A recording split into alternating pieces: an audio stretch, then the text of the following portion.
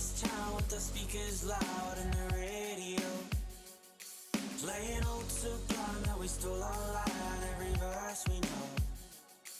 And we hadn't had a clue if we'd make it by noon or even where we'd go. We don't need a map, everywhere is home. We don't need a map, everywhere. The tank said E and we all agree that we're just too broke to fill it back up, so we left your truck on the road with Rome. Then we found a motel with a cigarette smell, so we knew we're close. We don't need a map, everywhere is home. We don't need a map, everywhere is home. Is where I can find some peace of mind and make my own way. I don't know where I will end up, but I'll find it someday. Keep on searching, engine burning while we're turning it around. But don't get left behind on the road. But don't get left behind on the road. Don't get left behind on the road. Don't get left behind on the road. We play Tupac, Shellac, and we turn our music up when he raps about hope.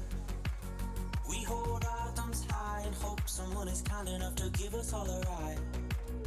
And we wouldn't have a clue if we'd make it back to or even where we'd go.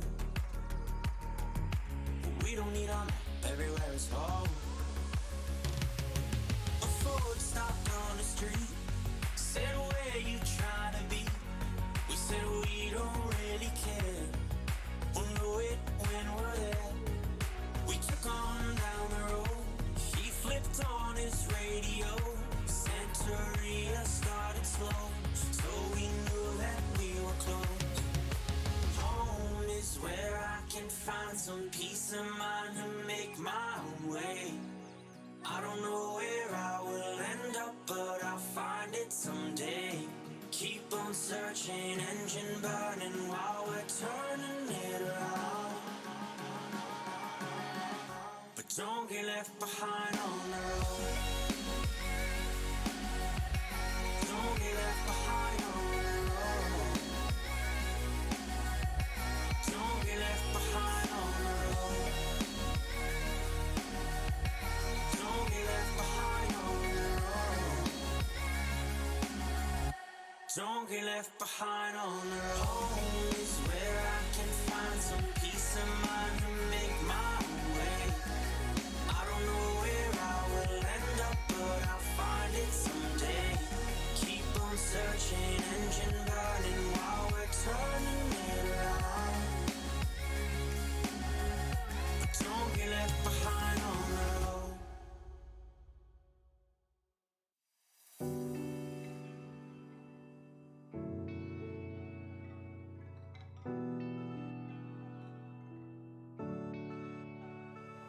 I live 17 floors up, and when it rains I can feel those drops in my window pane. Lets me know that I'm still here. But when the sun comes out I will go outside. When it breaks through clouds I will give a smile. Lets me know that I'm still here. Sometimes I want to run away, to find good times again, to find all my old friends. Good times, I said good times, find my friends again. I said I wanna have good times, good times, find my friends again. And good times, I said good times, find my friends again. I said I wanna have good times, good times, find my friends again. And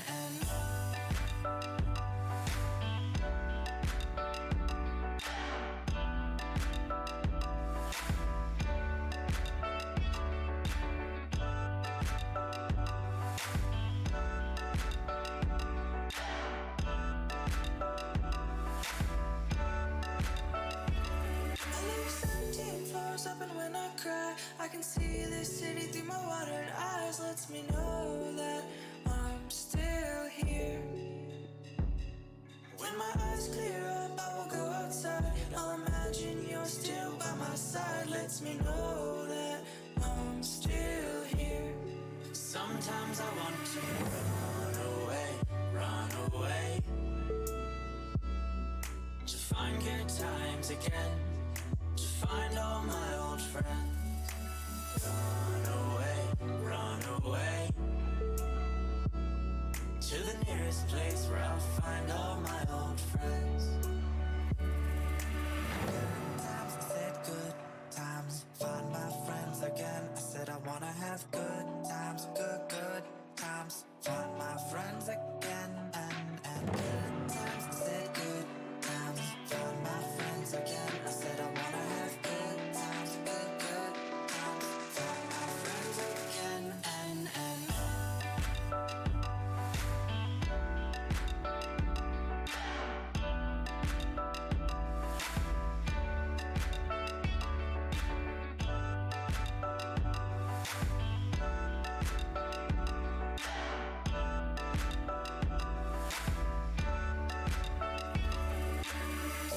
times, I said good times, find my friends again. I said I wanna have good times, good times, find my friends again. And good times, I said good times, find my friends again. I said I wanna have good times, good times, find my friends again. And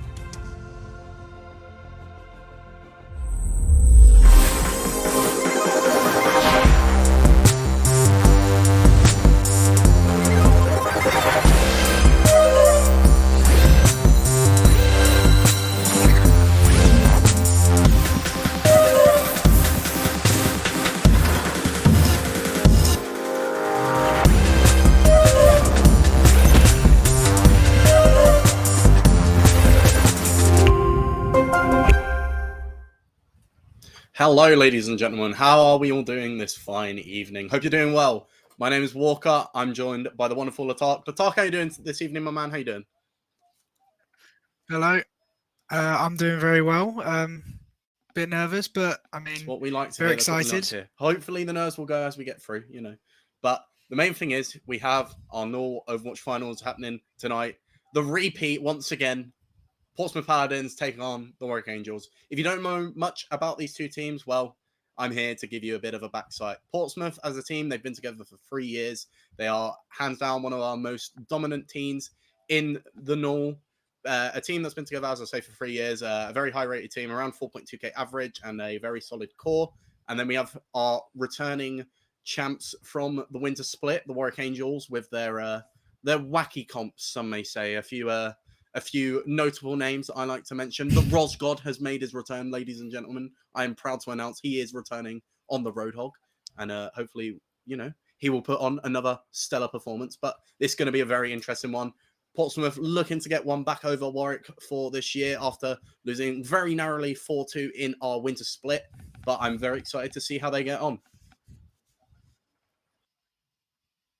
Yeah. Also, to add on to that a little bit, these did meet up in the playoffs just last week. Or not last week, the week before.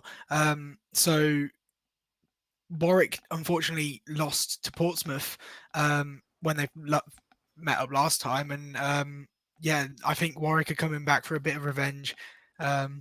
Especially from I think last they will split be as well. indeed. It is going to be a slightly different look to this Portsmouth Paladins roster. However, unfortunately, they are without their main tank, JJPT, so they are going to be having to change it up. As you can see, this is going to be the starting roster. We have Toxinator, Rift, Lukey Boy, Nightmare, Tolos, and Sheep. These are not the heroes they're going to play. I know we all would like to see some iteration of Goats where we have 3-3 without the tanks, but unfortunately, we are actually going to be forced to play 2-2 today. So looking likely that I believe Toxinator and Rift might go on to the tank, but who knows? Maybe they change it up. They do have a couple of specialties. I know Nightmare comes on into their team whenever they need a hit scan player, but for the most part, they normally have a set roster, but unfortunately, without JJ tonight, they aren't going to be able to play that. And for the Warwick side, well, as I mentioned, they have the Rosden once again, Cheeselord on that break, his signature hero, Meta 1, Symmetra, One Trick, and then a few different players. Heyby coming in, Memory UI also coming in, and I Adore You, another standout player from our winter split on that hit scan. And this Warwick team works so well. For those of you who don't know, they have a couple of specialty players, as we mentioned, Ralston on that Roadhog and Meta 1 on that Symmetra. And that kind of is their centralized sort of comp idea that they like to go around. That is what they rely on, that Symmetra hog composition. And it works really well for them because, as me and Latat were discussing it before, if you don't know how to play with that one trick, more likely than not, you don't really know how to play against it, which is the really interesting thing. They don't really know. You never really know what they're going to bring out. You never know who's going to be on what. And, well, hopefully they aren't going to have two Brig players, as we see with Chiseled and Memory both wanting to play Brigitte today. What do you think, Latark? Looking at it, going back to old. We're going way back when you could have six tracers. Well, yeah. Anyway, before, thankfully. Before Brig, though. That was before. Let's not remind people. Yeah, I mean, I'm really, really interested in seeing Warwick play this comp. Or not Warwick, sorry, Portsmouth come out in this comp where they're not going to have that main tank. And for me, the main tank is like the main caller, the front line, the main kind of like comms in the game. And seeing how they depend, like seeing if anybody can pick up the comms that might be lost from JJ not being here. And like keep this team intact as it goes along. Because I mean, going up against Warwick on that insane comp, I'm really interested to see how it's going to work. Because I mean, Roadhog and Sim, they don't sound like they should work together. But if they manage to get to the finals, they're clearly doing something right, and they're clearly finding they have their own strategy that makes it work for them.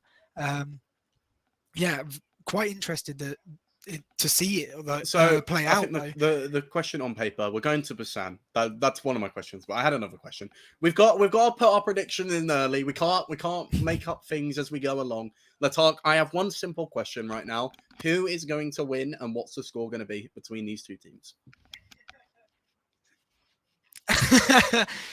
I mean, I'm gonna stick with like I want Portsmouth to win, plainly off of the fact of what last time I casted, I was casting Portsmouth and they managed to take it away. And I mean, yeah, Portsmouth have been a strong team for 3 years, been dominant for 3 years. So just seeing them keep that streak, and I mean, this is coming into their third year as well. Their last year, possibly together. So hopefully, like get like a good way to end their year. You know, a good way to end their 3-year reign.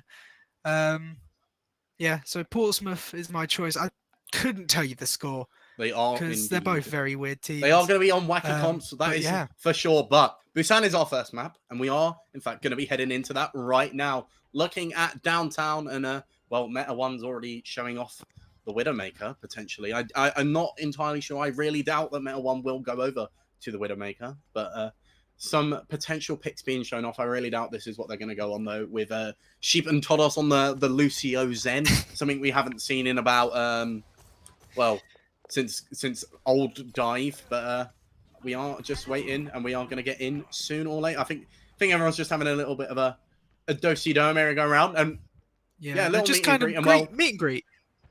They're doing a little bit of meet and greet, just friendly little meet and greet, like a stare down before indeed, the and match, well, like they do in boxing. Roston has already got a pick. I would like to say Nightmare has lost.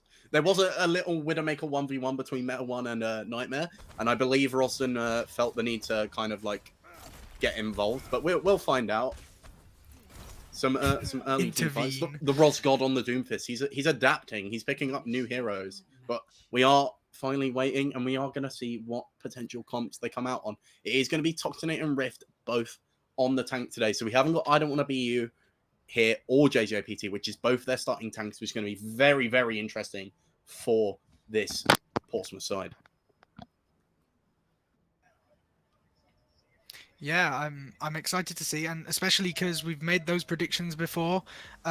Whether we want to see well, on the road comp, whether we actually see that coming out, or whether we see something different come out. And I mean, you see both teams' comps being revealed to us. The Sig Hog going for Warwick here, and Portsmouth on a classic Rhine Diva comp, quite classic Rush comp actually.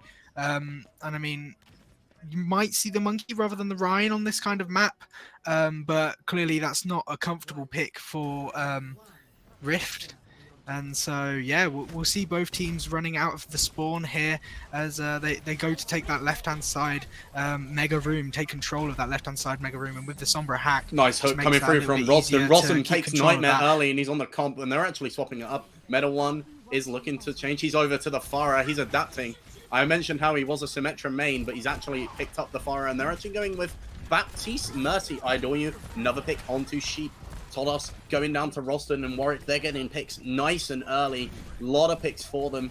Early on as well, though. They did get Nightmare early on. He should be back soon. Rift is getting low. Lukey Boy goes down to Meta One and picking the Farah here. And this quick compositional change has worked very well in Warwick's favor. And they're going to cap up first of all in this game. I mean, the early adaptation there is absolutely stunning. They just immediately turned around, switched for the Symmetra, switched off of the Brigitte, and onto that Mercy, that Pharmacy. And it just shows their knowledge as well. They just know that was going to work. And I mean, yeah, here you see Rift also making the switch onto the Monkey, so they're going for a zombie comp, Korean rule. They have to adapt there, you know. The reason sorry. why Warwick actually had to swap is due to the fact that they were running Reaper Sombra, so they have no in-air sort of pressure that they can put on. A big dive here going on to the backline of Warwick from Rift, and also Nightmare getting involved there. He's about 62 EMP at the moment, trying to farm that up. I Adore You gives his life, and Toxinator, he boots him off, but he goes down. Cheeselord gets hacked up, he's going to go down. Rostgod gets Rift with the whole hog now, putting it out. There goes Sheep. A lot of pressure from Roslyn. Todos incredibly low as well. Nightmare gets hooked, and the Rosgod, he's looking for the repeat. He's looking to become the two-time, the MVP, the Roll-Star, All-Star, the Rosgod. Putting on a show, and so is Meta One, and well, Warwick, 50% and counting on the board. I mean, very unfortunate for Toxinator there going off the map, managing to get that boot kill, but still just clearly misjudged how far his boosters was going to take him and took him off the edge of the map. I mean, you see plenty of ults online for both sides here. You got the Coalescence and EMP, which is going to be massive engagement tools for Portsmouth going in as the Big engagement does coming come through. There's the EMP. That's a 5-man. Cheeselord just about getting his Valkyrie. He's going to actually go for the res beforehand, and well, they've lost 2 people in the process. Memory and Meta One both going down. Does get Iadoryu back up. The Rosgod, he gets sheep. Nightmare goes down. Iadoryu trying to put on a show once again. Gotta find this pick onto Lukey Boy, though. That's the big one. Time is ticking for the side of Portsmouth. 99 on the board and counting. Dollars gets flashed. There's Iadoryu with another pick. Cheeselord gives his life in the process, though.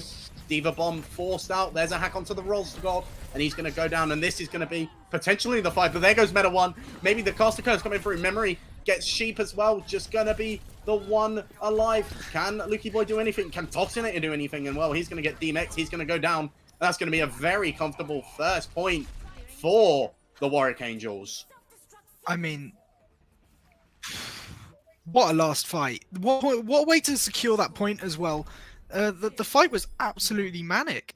It definitely looked, like I said, they had the EMP and the Coalescence to engage with and even commit the Pulse Bomb. And they still, like, somehow Warwick managed to pull that back. Like, they lost 4 players right off the bat. And I think it's just that war of attrition where if you're not clearing up players for Portsmouth, then you need the fights to be over quickly. Because every single player on Warwick is clearly making a difference, clearly making an impact, and can turn the fight as quickly as we've just seen. For both sides, potentially. We see the double shield composition out from Portsmouth. I believe they found that monkey dive and also that rush just wasn't really working for them. Playing a much more spammier comp could potentially do them a lot more favors. You know, playing for picks, having Sheep on the Zen, Todos on his Baptiste signature pick, that will play in their favor. And well, looks like Warwick might be sticking on this comp, and well, it's a little bit of just getting map positioning for both sides. Iadoryu goes over to the Sombra on this point, and Heibai is going to pick up the Sigma. So a little bit of changes from both, but it will be very interesting. An early point presence is taken, an early capture. I mean, Iadoryu has just and I think that's a have to do, because there you go, there's the pick that I mean. He has that pick potential now. He's the one who's going to have to try and get that early pick for his team. And there goes Nightmare. He's going to go down. Cheeselord staying on that Messi. A lot of pressure onto Rift. Forces Todos' immortality. He's going to go down. Memory getting that pick. And it's a very nice team fight coming through from Warwick. 20% on the board and counting for Portsmouth, but that's going to be caught up nice and quickly. And here comes the stagger pickups. Todos trying to stay alive, and he goes down. Heibai getting that final pick. Lukey Boy did find Meta One in the process, but it's simply going to be a nice team fight for Warwick. But a decent amount of ult charge is coming online. You know, Meta One's going to have that Symmetra wall, and Memory's got his amplification matrix as well. I mean, also for Portsmouth, you've got to be fairly happy with that. You've denied Warwick 22% on the point, or 23% on the point, sorry.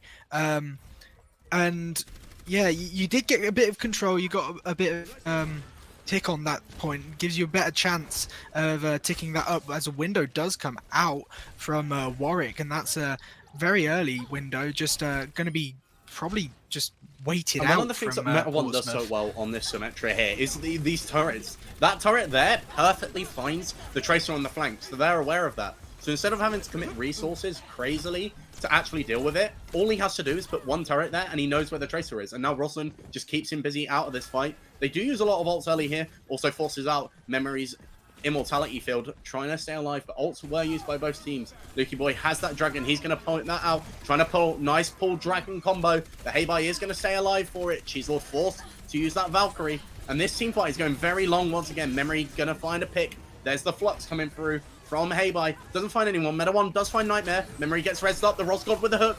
He's getting solo Rift. He's going to go down. The Rosgod on the hog again. doing what he does best, and well, 80% and counting for Warwick, and they're looking very dominant today. Very strong in the Rosgard. He finds 5 in that fight. Oh my god. I mean, Rosden doing absolute work there. The Roadhog just popping off and showing that, like I said before, each individual has their own play power. And if you focus Nightmare him goes down, down. I somebody don't else think is going anyone's to going to punish you in the touch. next fight. And well, with one more fight to go. Warwick, they take it Nobody nice can and touch. simply. Wow. I mean, I didn't even notice the time ticking up. I didn't notice how quickly that percentage got up. That second team fight was such a long team fight. That was the main thing. They were there for so long. About 60-70% was actually pulled up on the board from that. And well, this is what I mean by the Rosgard. He's a natural on this Roadhog. Finds 2 with that. Finds Todos. There's the 3rd. And well, Sheep went down at the end. And he's put on a show for us again, and that's what I love to see. I try and hype him up as much as I can, and well, he delivers for me, which is what we like. But that is going to be Warwick taking our first map of Busan, and well, a very dominant showing, and I think it just shows how much Portsmouth actually are reliant on their main tank and their normal off tank, their tank duo that they normally have. Without them, they're looking a little bit weak. I think it's fair to say, Latark. I mean, I agree. They definitely didn't feel that coordinated. They looked like they kind of were slow to make decisions, slow to make rotations. And yeah, the main kind of comms and thinking behind the team just doesn't quite seem to be there. It might just be a first map thing. It might just be first map, warm up map. Genuinely, like you see it, I've seen it before. First map just being one of those maps where you just need to play the game together for a little bit and just get into it. So you could see it switching around now as the map pick does go over to Portsmouth. We are going to Assault. It's not hybrid. It's Assault. We're going to Assault. It's Assault. Portsmouth do have the map pick. My bad. It's my bad. That first map, but you know, Warwick looks so strong. That was actually like we were, as I say, we were discussing it a little bit before, but Warwick looked great in winter finals, and today they look incredible. Like the adaptations that they make to change the comp when something isn't working, when they're defaulting, is excellent to say the least. Like the perfect example, as you said, I adore you. He swaps to the Widowmaker, instantly get a pick onto Nightmare, and that sets up his team for that 5v6 fight where they just win, which is brilliant. And that's the little things that they've been doing, especially on our first map of Downtown. When they went back to spawn, swapped over the comp to that Mercy and that Farah, and Idori also went over to the Widowmaker there as well. That's what works for them, swapping the comp at the right time, changing up the heroes at the right time. And that's just what we need to see. That's perfect play from this Warwick side. And that's what we love to see. It's great high-level Overwatch understanding that these adaptations need to be made for us to win this fight. Yeah, and it was coming out before they even took the fight. It was beautiful from them. The fact that they would notice before a fight, before they really started the poke phase, like before they even got near each other, they identified what the other team was doing and went, okay, we need Farah to beat this, we need a Widow to beat this. And it just shows how well practiced they are as well, especially with each other. They know the game, they kind of know each other's strengths and weaknesses, and like they can work around each other a lot better, utilizing that knowledge. It's also their roster adaptations, which I think is great. The fact that they've brought 2 new players in that they've brought in for this split, Heibai and also Memory UI, picking up those 2 and giving them a sort of different look, because you never know what they're going to bring out, which is what Warwick do so well. A lot of people do see Meta 1 as a Symmetra main and a Symmetra 1 trick, a lot of people like to say. But there's quite clearly adaptations that he's made to his game to be able to pick up different heroes, such as the Farah, as we saw, and work and play around his team and make his team excel with him as a player. And I think that's what Warwick have done so well, especially on our first map. And I think that's what Warwick have done for the entire season. We are going to be heading in to our second map, which is going to be the Temple of Anubis, a map which kind of suits both teams. Potentially, if Portsmouth want to run that double shield composition, that could work for them. And Warwick, well, having the Symmetra on that first point to set up an attack will allow you to get in quite nicely. So, and also the farmer, the pharmacy, the pharmacy choice that they have. That's the pharmacy known to be fairly effective on Anubis. And yeah, they've got clearly shown that they've got a little bit more flexibility than we might have known beforehand. And it can really knock teams off guard as well if you come in expecting something and get given something different. It really knocks you, because like that first map genuinely didn't look like Portsmouth kind of knew what they were running into. They didn't quite know what was going on. As we see both teams picking up their sides and their choices. And I doubt Warwick will be staying on this comp for attack, running the double shield, Bastion Tor. We love to see it though. The Bastion Actually, Tor comps coming out. I can tell you one the reason why defense- Meta One might be on the Bastion here. Now, as part of my team, I found this out quite recently. We had at my uni, we have a Bastion specialist, and actually, if you are Bastion in the attacker spawn and you stand where Meta One was stood, you can actually see the composition the most clearest out of any character.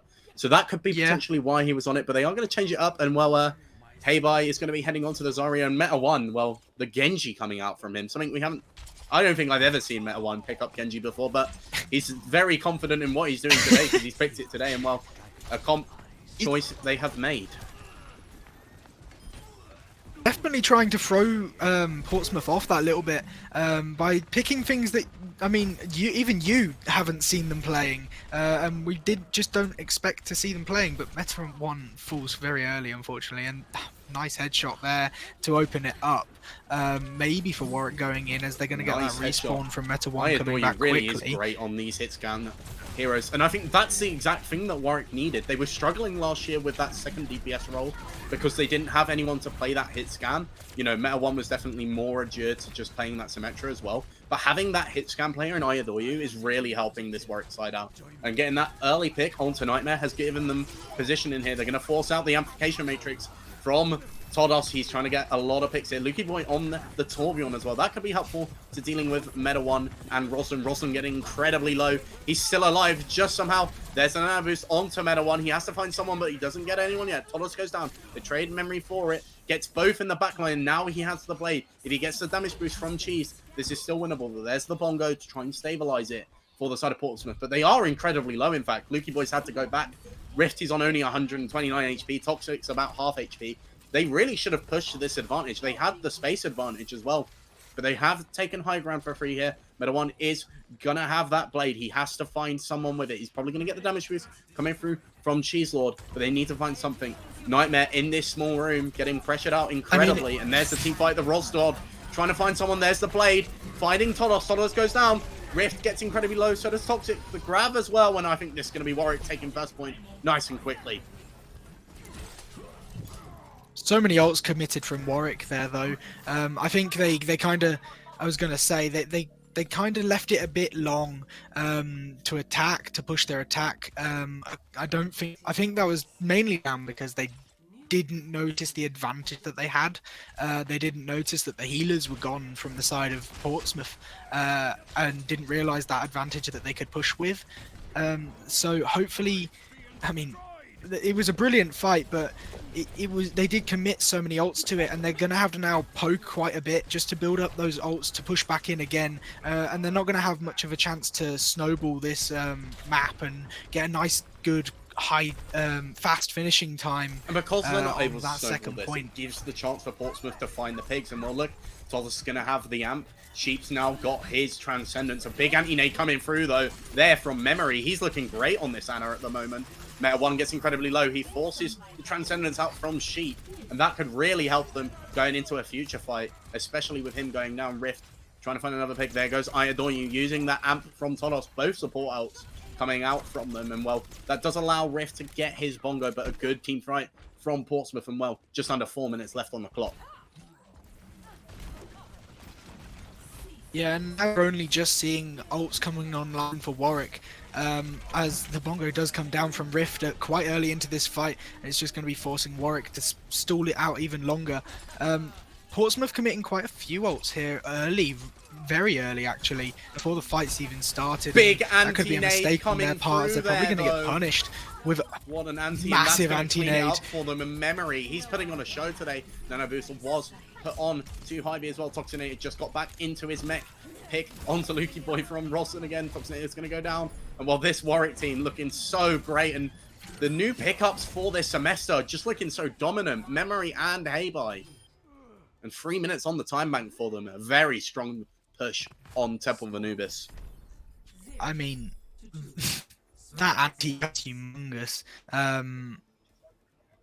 It just opened it out completely.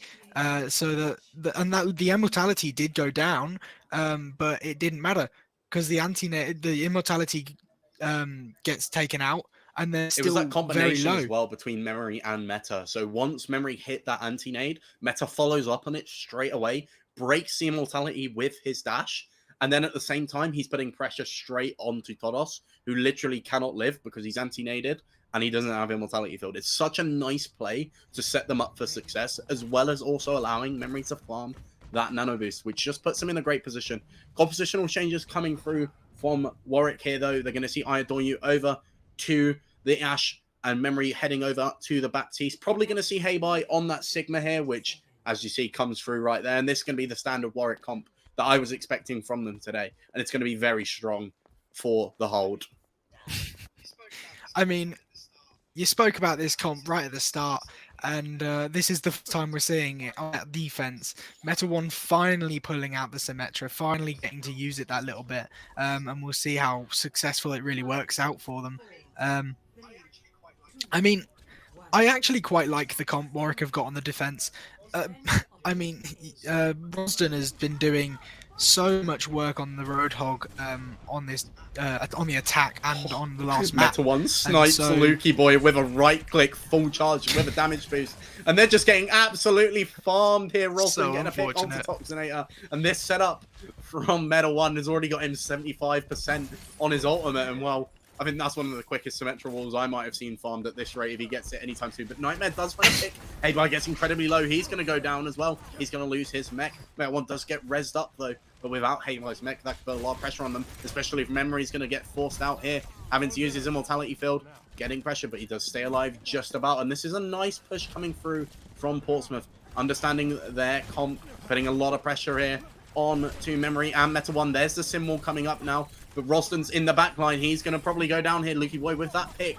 Picks coming through from Portsmouth. This is what they need to do. They need a good time on this attack.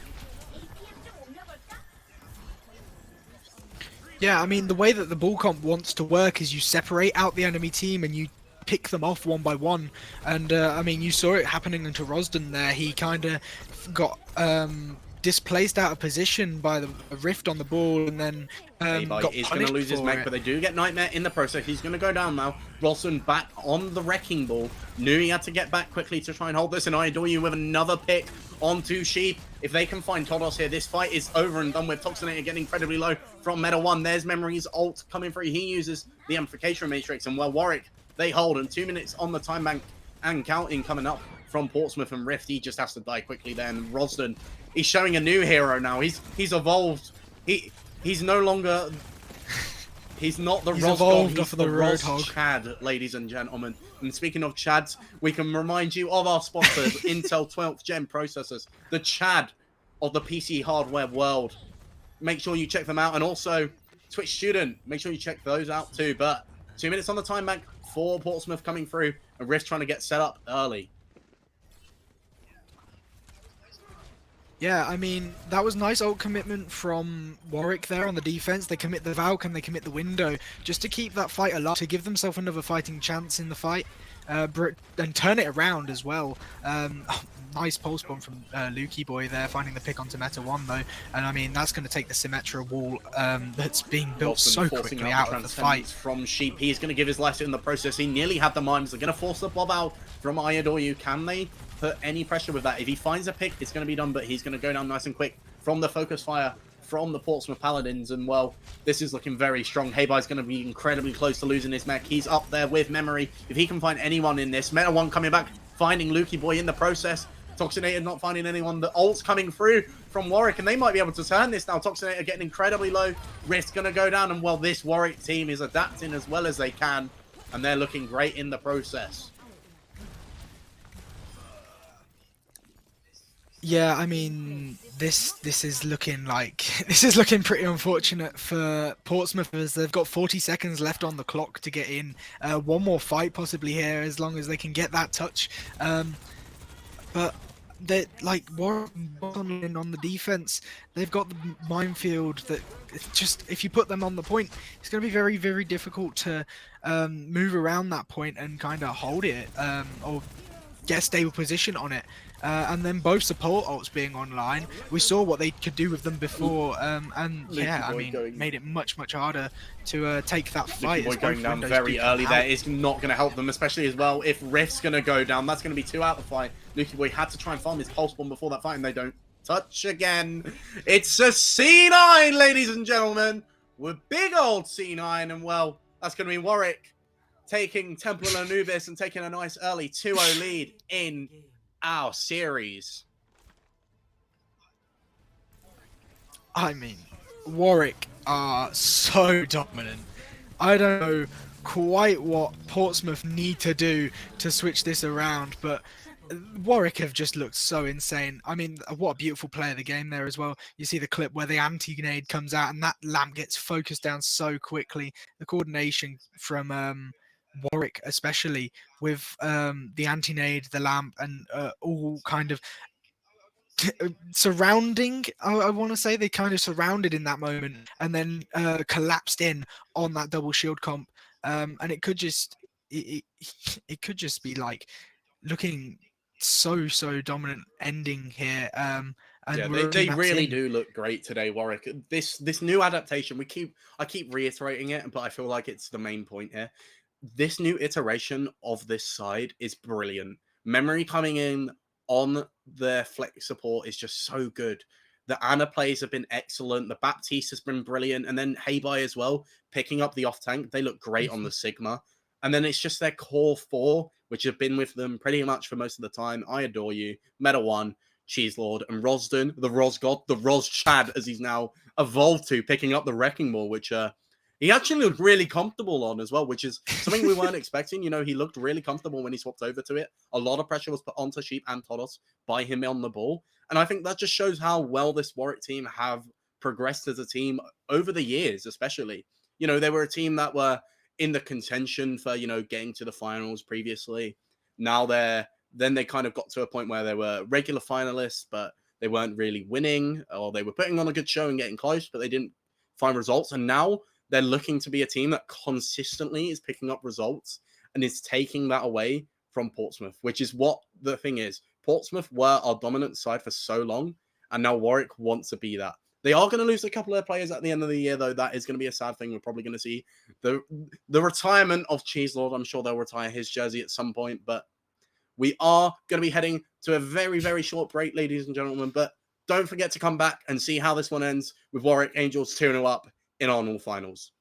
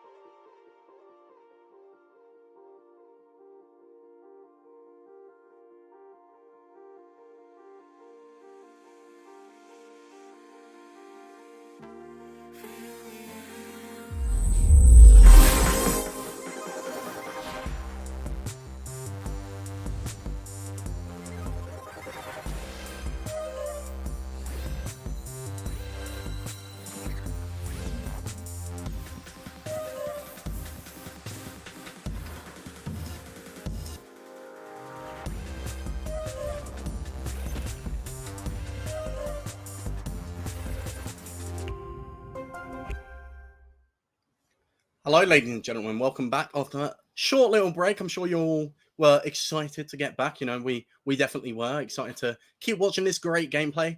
If you just joined us, well, Warwick Angels, they're 2-0 up against well, actually, Warwick are our returning champs. Let's up a little bit there. But Warwick, they're 2-0 up against Portsmouth Paladins, a repeat final from our winter split. And well, Warwick, they're looking great, aren't they, Latark?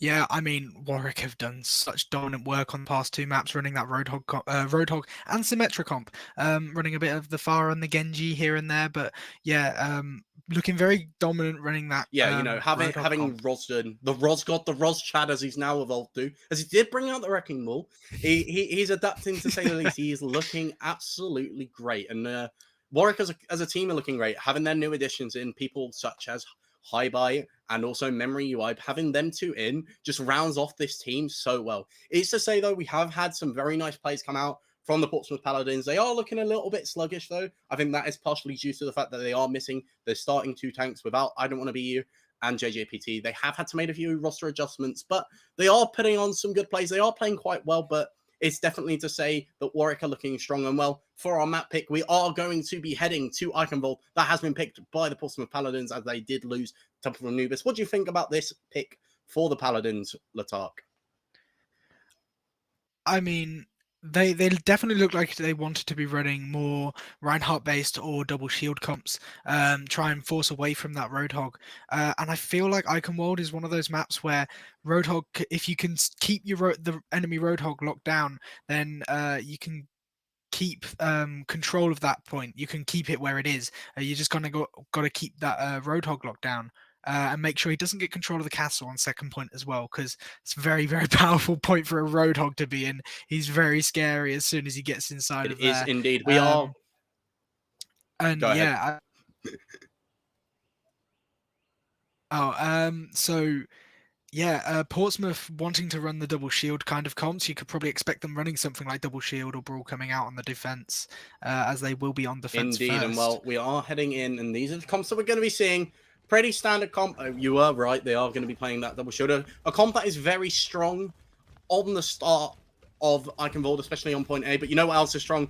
Those 12 gem processors from Intel. They are a sponsor for today. Another one of our sponsors, Twitch Student. They are the people who make this possible. They are the people that make the norm possible. So very much thank you to both Intel and Twitch Student. You can check both of them out. But it's time for Overwatch, and that's what we like to see. And well, a standard comp coming out from the Warwick Angels. I Adore You is looking at the Sombra, but what I expect is what they've been doing a lot is he's going to scout very early on with this Sombra pick, and then he's going to swap and probably go to a hit scan, which is what they like to do. But they are going with Rosden on his signature on that Roadhog, and Meta One is going to be picking the Symmetra, a map which he likes to pick Symmetra on. It's kind of a map which he does really well on. Rosden getting absolutely pulled. He's getting absolutely attacked down, and he just manages to stay alive. And Cheeselord is going to go over to the Zen, and the composition change has come through. Meta One is changing up as well, and only Rosden and Memory are the ones to stay on their heroes. They change it up completely, and a lot of poke just happening. Rosden getting that space. I Adore You. I was gonna say, the defense comp here is a bit worrying for me, as they've got no hit scan. I honestly expected Meta One to be making the switch onto the Pharah here that we saw on that first map, but they have chose to go for the Genji. Bit of an odd pick, to be honest. The Pharah definitely would be more effective, but yeah, I mean, both teams kind of just playing pokey, and Warwick not really facilitating a pokey kind of comp in comparison to Portsmouth's comp, and Warwick also making their way in now, but Portsmouth with Lukey Boy on this Echo are managing to keep a good hold and looking quite stable at controlling where Warwick are able to move. Yeah, it's very, very dominant now. Portsmouth are on a comp and a map which kind of suits this double shield side. I feel like this is their way forward. A lot of ults coming through, and I think the reason why potentially that Meta One is fancying the Genji is confidence. You know, he's looking very confident at the moment. It worked so well for them on Temple of Anubis when they were playing this double shield. They haven't really found any success yet, and I do feel that actually going to the Pharah could be the play. They are very low on ults. Only Rosden really going to be close to his, as Memory did swap over to the Ana to facilitate that pick from Meta One, and almost pretty much on the board for all of Portsmouth.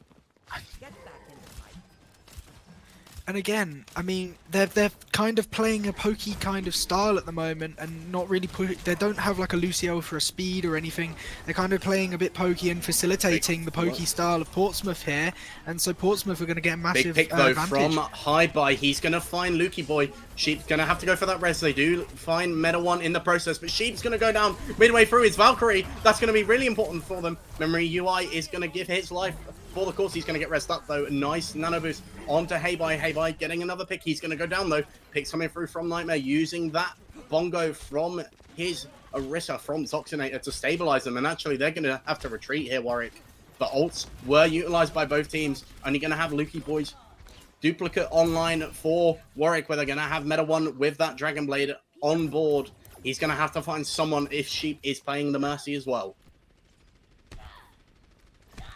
That's some nice staggers coming through there as well from Portsmouth, and they're going to burn that time down that extra little bit. Both supports going down for Warwick. I mean, yeah, both teams did commit a few ults into that fight, but the reason that Portsmouth won it was mainly because they just could commit ults earlier into the fight, and they could get that damage earlier into the fight, and they won the war of attrition plainly off of the fact that they were just at a higher health advantage. Absolutely melted up here. Nightmare finds a pick onto I Adore You. Meta One does get Nightmare in the process. He also gets the duplicate of Lukey Boy. There's the Graviton from High Buy. He's going to find 2 from that. And this is what Warwick needed, and they're looking very strong now. Need to find that pick onto Sheep. He's going to go down. Just going to be Toxinator in the small room here, and he's going to go down, and that's going to be Warwick. They did take him a little while. They pretty much used up all of their time bank, but they are going to finally capture up point A and head into the castle stage. Yeah, I mean, Meta One committing the Dragon Blade into that fight, and by also using that Graviton Surge. The Dragon Blade really from Meta One just showed his playmaking potential. Like he came out, used that blade, and managed to find I think 2 kills with it. And in this kind of meta and kind of comp especially, it can be quite hard to just find 1 kill as a Genji. But yeah, I mean, you see the fight taking place trying here. to find something. They did commit a lot though from Portsmouth, and if Toxinator is going to go down in that way, that's really not going to help them. But Memory is going to give his life for the course. Going to be a nice rest coming through from Cheeselord. That's going to keep their momentum a lot more stable than Portsmouth. They are going to have to give position in order to allow Toxinator to get back, and ults are coming online. If Ralston does find another pick onto Lukey Boy, Meta One gets the nano boost. Here comes the nano blade. Is he going to use it? Doesn't need to. In fact, he's just going to find the pick onto Todos and put pressure onto Nightmare, and he's going to have that Dragon Blade for the next fight, as is I Adore You going to have his Bob for the next fight. And Warwick looking so great. Now they've found some momentum, and now they have that positional advantage like they're going to have. Ults are going to be online for the Paladins, though. Yeah, and I mean, the struggle for Paladins here is they're going to be walking in. They're going to be pushing as a double shield comp into a Roadhog comp, which can be very hard as that kicks off. There's and the Lukey ults Boy coming loses through his from life. both sides. The Blade having to be committed, and they don't touch again, but Meta One was going to clean it up anyway with the Dragon Blade. And that's going to be point B taken for Warwick, but ults were utilized by both Todos and Sheep and Toxinator, in fact, all using theirs. And well, it was actually only Meta One and I Adore You using it. So Warwick winning the fight and winning the ultimate battle, and we're seeing Toxinator going over to the Reinhardt in response. Yeah, I mean, the ultimates being used there for Portsmouth is probably a bit of a waste. I mean, they probably know it's a waste as well, and they should have known going into the fight not to commit as many ults as they needed, because realistically the comps they were pushing into is such a hard comp to push into, with such high damage. Ults coming out from both sides here. His life taken from him by I Adore You. Roston does get a pick onto Toxinator. That's a trade that they really needed. Lukey Boy forced to use that duplicate early on in this fight. Does duplicate over to the Hog. I Adore You is just going to stay alive. It was literally about 1 HP, but he's going to keep his life. Hey-Bye commits the Graviton Surge to try and keep this in their favor. There goes Nightmare. He's going to go down. Hey-Bye does find another one. There's the res coming through. Meta One with the Nano Blade. Finds 1, finds 2. Can he get Toxinator? He's going to go down. And Warwick, the war of attrition is playing into their favor with this comp somehow. And ults online for them again. They are going to have the Bob, and they are going to have the Valkyrie for them.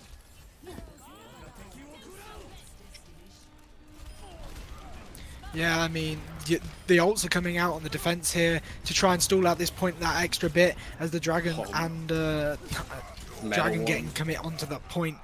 But the kills are still going the way finds of 5 in that Warwick. team fight. AUE finds Sheep, and it's just the Tracer to touch for Lukey Boy, and he's not going to get on. Under a minute on the time bank, though, for Warwick. A little bit of a less strong push, but they do clutch it up, and Meta 1 looking so strong on the Genji of all heroes. I mean, Portsmouth definitely looking a bit better. Definitely looking like they're getting a bit more into their stride and finding a way around of this Roadhog comp. But Meta 1 on the Genji, as soon as he got that momentum behind him, he didn't stop. It was like an engine. You got it running, and then it's very, very difficult to stop it without having that off button. And so, yeah, it was very, very nice to see. I think a little overcommittal with ults sometimes from Warwick and Portsmouth as well. Both sides actually overcommittal with ults, where they're just using too many ults in a fight when they're just not needed, and they could hold on to those ults, use them in the next fight, and snowball even further, snowball even harder. But I mean, I'd say that from Warwick, they pretty much didn't stop all the way. And finishing with a time bank on the clock still is a very happy thing to do.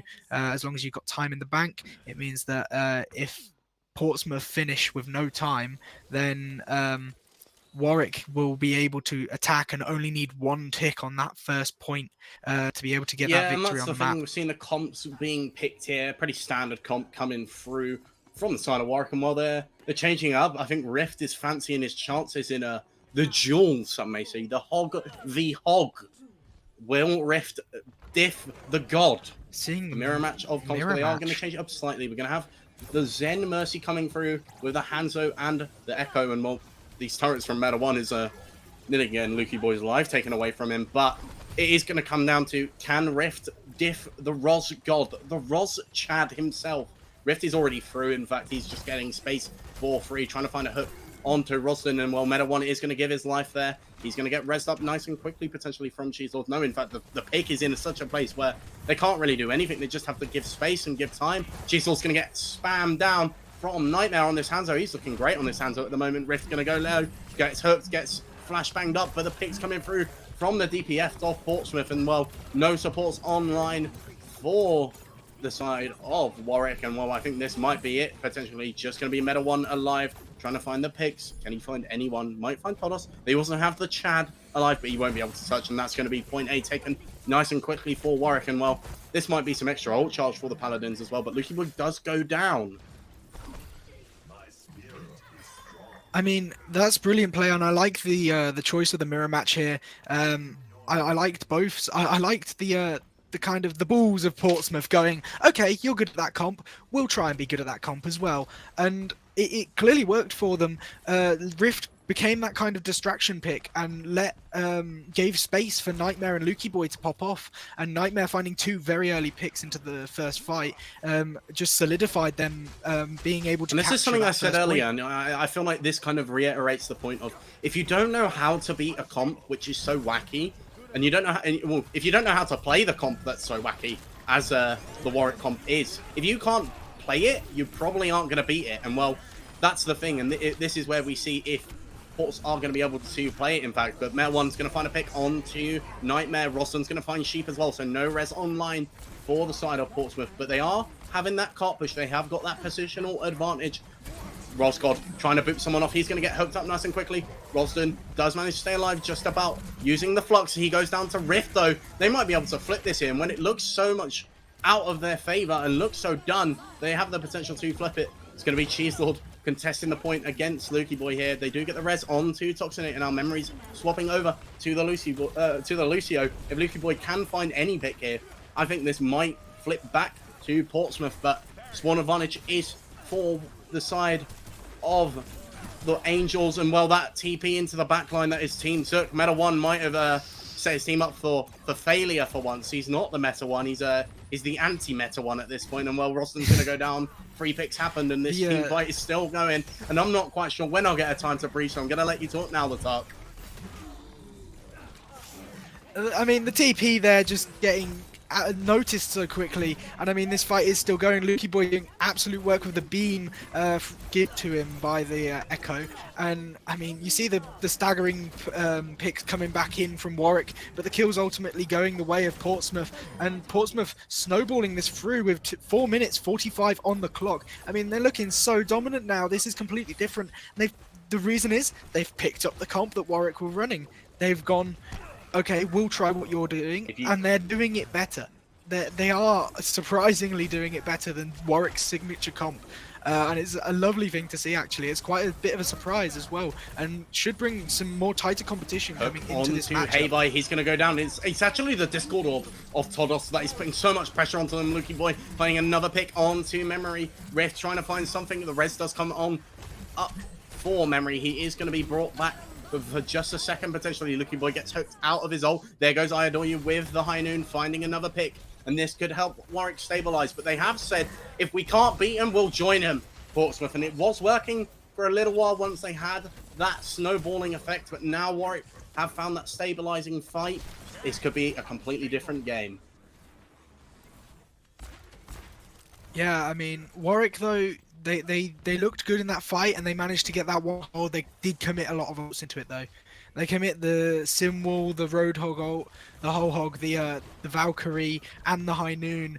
And I mean, altogether, that's 4 ults that you're committing into one fight. And like I said at the start of this attack, a little overcommittal from them, possibly. Matrix does come online for Memory. He's trying to find an early pick, and that's what they need to do. Without the ultimate advantage, they need to find the picks, preferably onto either Rift or Todos. If they can find Todos early, that's going to help them out. That does force the Transcendence out from Todos, though, using Heibai's Flux, but no picks for them yet, other than the pick onto Nightmare from Memory. Hook onto Rift. He's going to get stunned up. A nice flashbang from Ayadoyu, and that's going to set his team up for success and whittle down this 4-minute time bank, or nearly 5-minute time bank they had, to just under 3.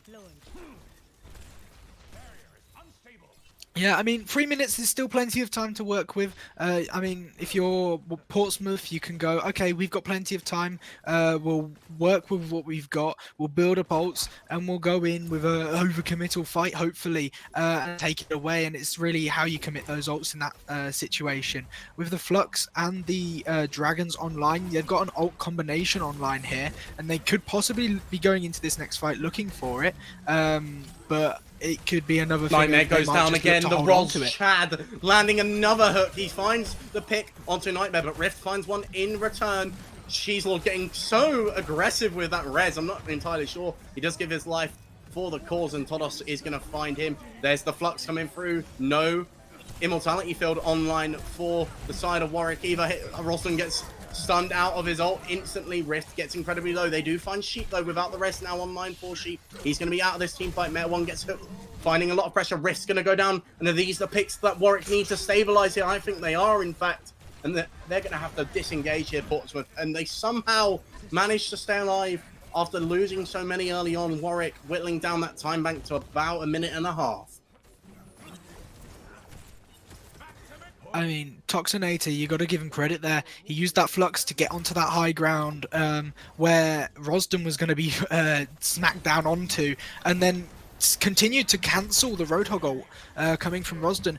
And they're doing a much better, Portsmouth are doing a much better job of shutting down Rosden on this Roadhog. And Rosden, I say that. The Roz Chad, well, you can try and meet him, you can try and match him, but you will never beat him by the looks of things, because he's just so good at this Roadhog, and he's giving us a little twirl, a little dance to show just how good he is. And well, that team fight was over nice and quickly, and now the time bank's even worse than Warwick when they were looking so strong with over nearly 5 minutes heading into this part of Eichenwald. Another hook coming through from Roslan. Lukey Boy does manage to stay alive just though. The Flux coming through from the side of Warwick. Heibai trying to find someone, the copy from Lukey Boy on to Heibai, trying to find his Flux, and they're finding the picks finally, Portsmouth. And they are going to have just a bit of time back. Only really Roslan who's going to be able to touch. Idol, he needs to find someone. He doesn't find anyone. Roslan's going to be the one who has to touch. It's actually Meta 1 on the Doomfist who's the one to touch. They just need to keep stalling. Cheeseboy trying to stay alive. He gets hooked. Rift trying to find time. 10 seconds left, and that's all that Portsmouth need. 1 minute on the time bank and just under 2 minutes for the Warwick Angels. But Portsmouth, they do capture third point, and we do go once again. Wow. Okay. Brilliant showing. Portsmouth as well. Very, very big ups. Big props. I do really, really like the fact that they have decided to go for that mirror match, and clearly it's working out very well for them. I also want to point out that Rosden did carry doing his team a little there with like the free fights where he landed a hook right before the fight was meant to start onto Nightmare and Lukey Boy, and obviously that's just a guaranteed kill when you land a hook, isn't it? But yeah, I mean that just closed out the first like 3 fights and burnt down the time bank so quickly. Now, if you're Warwick, you really realistically wanted to stall out that point that little bit longer and burn Portsmouth's time all the way down to 0 and get them into overtime, because then all you got to do is attack. But unfortunately, unfortunately for Warwick, Portsmouth did manage that time and do get to attack again with 1 more minute on the clock. And the difference only being 48 seconds. Another team fight, though. So if Warwick do mess up, they have another team fight. And while compositions-wise, I think the Paladins are fancying the comp that got them so far into Eichenwald. Going back to this Mercy with the Zen, and then going with Lukey Boy and Nightmare on the Hanzo and the Echo once again. And they're just going for the standard poke once again. Standard comp coming out from the side of the Warwick Angels.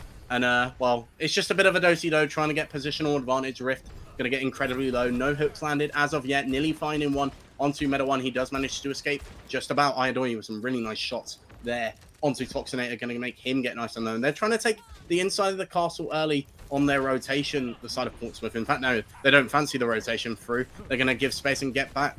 The 1v1 from the Hogs. Nightmare finding I Adore You, though. Memory's getting incredibly low. A nice res coming through from Cheese Lord Rosden. Finding Nightmare. Can he stay alive? I Adore You does go down, and they have the res. So this is the numbers advantage that Portsmouth need. They need to keep these numbers up in their favor if they want to have any chance. A nice hook onto Meta 1. He is going to get bubbled, though, by Heibai. He's going to go down now, though. Getting ults coming up for Todos. He's nearly got Transcendence already. Nano boost onto Heibai. He has to touch. He does touch. Heibai finds Nightmare. Can they flip this? Nice anti-nade onto the side of Portsmouth. Memory's going to find Rift in the process. I Adore You back onto the Tracer. Sheep incredibly low. Heibai with some shaky aim, to say the least. I think he's nervous about this game. They do manage to hold him against Grav, and well, 98%. So they can't only get 1 tick. They do pretty much need to capture first point here, Warwick. So fortunate for Portsmouth there. They did find those early kills and definitely had the man advantage. But again, it's that individualistic kind of style and individual skill of each player on Warwick that just shone as they each came in and did their part, finding a pick here and there and managing to claw their way back into that fight and hold it. 98.7% was given onto the point, so it's almost 3 ticks. So it's practically like they've got to cap the whole point. But we'll see how effective this double shield hold can come out again. It worked very well for them on that first defense. Portsmouth did look very confident running that double shield on defense and did hold Warwick out until I think it was like 50 seconds on the clock. And so if they can show a performance like that, we see this map probably going to a win to It's going to come down to how well can they play this double shield comp. And we did see a potential pharmacy pick come out from Meta 1 and Cheese Lord, and Meta 1 is going to be potentially looking at the Genji again, which I don't really know if that's the play. Again, they haven't chose to play any hit scan at all really today, the Portsmouth Paladins, and that could be something that plays in their favor. Cheese Lord is going to be going out on the Genji, and it's going to be the comp that got them so far. Again, both teams choosing that attack comp that worked so well for them until really they got to that castle stage. And actually it was the comp that Warwick struggled with on first point that they've gone for, in fact. And well, an early pick from Nightmare on to Memory is going to force out the res nice and quick. So they are going to be without the res for this team fight, and Rift is getting incredibly low from the pressure from I Adore You on this Tracer. He's looking really oppressive. If he can find a pick onto the backline, that will put them in a really nice place. Lukey Boy trying to get some nice stickies. A nice couple of stickies landed onto Memory, but he's going to be kept alive. And it's just a bit of a do-si-do, a very slow fight when you're in this double shield comp where neither team wants to really push in. Neither team are really able to take much space. And you're just waiting for something. And I think what they're waiting for is, well, one, either I adore you to get his pulse bomb or I adore you to feed him. Well, I believe it was the latter. Definitely not that. Definitely not for not. I adore you to fall to Nightmare. Nano boost on to Heibai though. Heibai could so flip this. In fact, Hanzo. with that nano boost, gonna find Nightmare once again, and is Heibai gonna be the one to win this for the Warwick Angels? They do get a pick though on to Cheeselord, but that's gonna be Lukey Boy going down, and that's just so smart from Memory and Heibai. They're two new players, and that's gonna win them Icon Vault, and that's gonna be Warwick in pole position. They are 3-0 up. They just need one more map, and they're looking very dominant with this new roster. I mean, I didn't see that coming at all. I didn't see that coming at all. Warwick doing absolute wonders in pushing in there and catching Portsmouth off guard. They clearly noticed their advantage that they had to push in with. And yeah, I mean, you also see that Nano Blade from Meta there. Meta 1 doing amazing work to keep that ball rolling, keep that cart moving on that first attack. But yeah, unfortunate for Portsmouth, they looked a lot better on that map. And yeah, hopefully we see the next map going a bit more closer now that Portsmouth have figured out what they can run and they can mirror match and is still the mirror stand a the good chance. solution? That's the main question we have right now. Is the mirror the solution for Portsmouth? Because if they play the mirror, they play it slightly different, where they go for the Zen and the Mercy rather than the Ana Mercy. And it was that grand finals comp that we saw in the Overwatch League that a lot of teams adapted with which is pretty much what Warwick have seen to choose to run, with the Ashe, with the Ana, with the Mercy, with the Hog and the Zarya. They do change it up every now and then. They sometimes go for the Sigma. Obviously, Meta 1 will pick a couple of different heroes, but is that the comp that is actually the pick for Portsmouth today, considering they haven't got their main starters? Yeah, I mean, since the mirror match came out, Warwick immediately adapted and switched off of the Sigma. If you notice, they switched to the Zarya from the Sigma, and they definitely looked a lot more comfortable running that Zarya because again, that's just another thing where they've just practiced it that much. They know that that's something that they go to if they're met in a mirror match and something isn't going their way, and they've got that knowledge behind the game to know that they need that little bit of extra damage and those bubbles. And I mean, memory UI hitting massive anti-nades and finding so many opportunities. I mean, that's what shut down the capture of first point for Portsmouth on that second attack. The anti onto both the tanks from Memory UI managed to completely flip the fight around as Warwick just walked in. Yeah, they really did look strong, Portsmouth. When they chose to mirror it, it seemed to work for them. And maybe Rift is kind of more comfortable on the Hog, and maybe Toxinator is more comfortable on the Sigma. But then when they go to the double shield, then Rift picks up the Sigma. Toxinator then plays the Orisa. Like, when they're trying to find their tank composition, they're really struggling right now. And I think that sort of look with the Warwick comp, as most people are now going to call it, I think when they go to the comp that Warwick like to run, I think that's the play and that's the way forward for them. Doing that is really what is going to work. Well, like you said before, it was something that we saw in the 2020 finals of Overwatch League. The Roadhog comps coming out, and that's because of that lovely patch where Roadhog did insane amounts of damage and could two-shot a tank. But I mean, you see these adaptations coming out for each team. The Portsmouth going for the Zen Mercy, which definitely gives you less kind of support behind the tanks, obviously, but at the same time gives you a lot more damage with the Discord and the damage boost combined. If you can manage to coordinate them onto one target, that target is getting absolutely blown up with like 2 or 3 shots from anybody. So yeah, it's an interesting thing to see both teams kind of finding their own adaptations, especially as we're seeing this evolve in front of our own eyes. Portsmouth right now, they are like they're just figuring this out. Like, they've gone, oh, this works, and they're figuring it out, and it's really nice to see it developing. So yeah, I'm excited to see it going into our next map, which will be Escort. Yeah, we are going to be heading over to Junkertown as our Escort map, picked by the Portsmouth Paladins, which will definitely be an interesting one. I think that's a map which will work for the Paladins. You know, it's a map where you play in longer sightlines, so maybe you want to then force people like Meta One onto some different heroes, kind of play for that double sniper comp with the double shield. That could maybe work for Portsmouth, having Lukey Boy and Nightmare both on comfort heroes, because I know Junkertown is kind of a map that Portsmouth, if they get the chance to play, really like to play, because the Nightmare is a very much a hit scan sort of specialist, and he's known for his Widowmaker, so that could be a reason why they've chose Junkertown here. But at the same time, the Warwick comp that they run with the Sigma and the Roadhog is very strong if they get the space, and it's all about getting space. So if Portsmouth allow them to have space, it's going to be really difficult for Warwick to find success. But if they allow them to have it, it's free for them. Warwick will be able to take so much space, put so much pressure on, and it's going to come down to the DPS jewels. And I Adore You on a Widowmaker, which he's looked so comfortable on pretty much all day, is really going to play for them.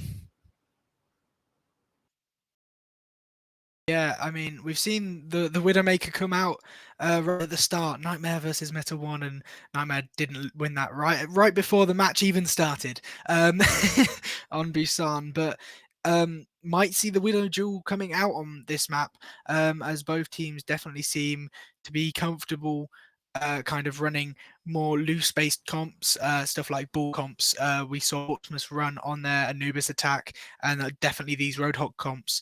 So yeah, I'm interested to see the kind of DPS lineup we see, whether we see the Genji come out again, and also to see if Portsmouth decide to go for a double shield bunker kind of pirate ship comp, or whether Portsmouth would opt to go back onto this Roadhog comp that's been working for them just as well, and try and just fluke it, I guess, fluke it a little bit, and play a comp that they've not practiced really against Warwick. I do wonder if they do try and fluke it with this comp, if it's like they accept defeat, that they kind of didn't really know what to do, and they have to go and look at what Warwick have done and go, yeah, your comp's been winning, we're gonna use that one.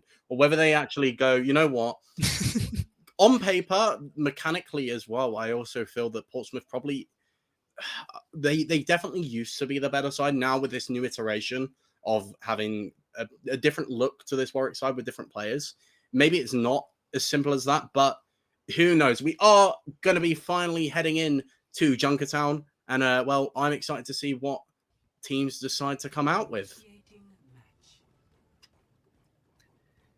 Yeah, I mean, I like the long sight lines of Junkertown. I like the whole design of Junkertown, one of my favorite maps. I do also, I like to see a ball on this map. I think we saw ball come out from Portsmouth. I would personally like to see the ball comp coming out from Portsmouth again, where they're going to be having a lot more space to work with, and it definitely seemed like a problem they had on Anubis attack, where the ball just didn't really have enough space to work with and play around with, to move into.